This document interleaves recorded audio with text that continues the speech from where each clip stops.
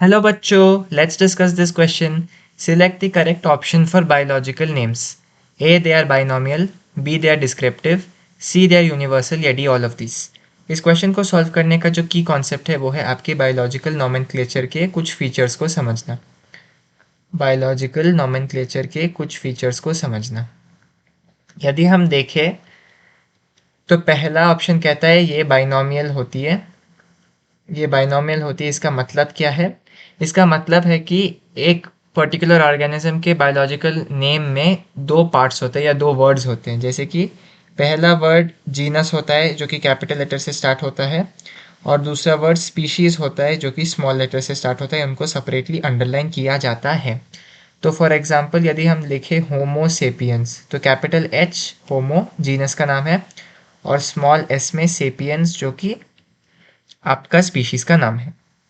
और ये दो वर्ड्स हैं। दो वर्ड्स होने के कारण इसे बाइनोमियल नोमेनक्लेचर भी कहा जाता है। यदि हम दूसरा ऑप्शन देखें, दूसरा ऑप्शन कहता है दे आर डिस्क्रिप्टिव। तो डिस्क्रिप्टिव भी ये है क्योंकि ऐसे कुछ नेम्स हैं, डिस्क्रिप्टिव है, ऐसे कुछ नेम्स हैं जो कि हमें ऑर्गेनिज्म के बारे में ज़रा सा बताता है। फॉर एग्जांपल यदि हम देखें, एप्पल का जो बायोलॉजिकल नेम है वो है पायरस मैलस। पायरस मैलस, तो ये एप्पल का बायोलॉजिकल नेम है। और पायरस मैलस से, ये जो दूसरा वर्ड है मैलस, इससे हमें पता चलता है कि एप्पल में नेचुरली मैलिक एसिड की कुछ कंटेंट है। तो ये जो बायोलॉजिकल नेम है ये डिस्क्रिप्टिव भी है कि ये हमें ऑर्गेनिज्म के बारे में कुछ बताता है। ये ऑर्गेनिज्म के बारे में हमें कुछ बताता है। तो ये भी बाइनोमियल भी है, डिस्क्रिप्टिव भी है। और जो तीसरी बात है वो यूनिवर्सल भी होते हैं। जो सी ऑप्शन कहता है यूनिवर्सल, ये यूनिवर्सल भी होते हैं क्योंकि पूरे दुनिया में ये एक ही नाम से जाने जाते हैं, बायोलॉजिकल नेम से जाने जाते हैं। पूरे दुनिया में इनका एक ही नाम होता है और वो एक स्टैंडर्ड की जैसे एक्ट करता है, एक स्टैंडर्डाइज नेमिंग है।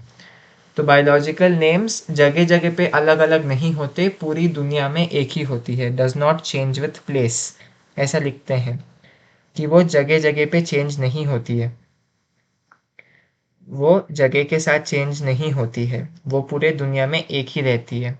तो हमने क्या देखा कि जो बायोलॉजिकल नेम्स हैं वो बाइनोमियल होते हैं, वो डिस्क्रिप्टिव होते हैं और वो यूनिवर्सल होते हैं। तो ये जो सी ऑप्शन है दे आर यूनिवर्सल, ये भी ठीक है।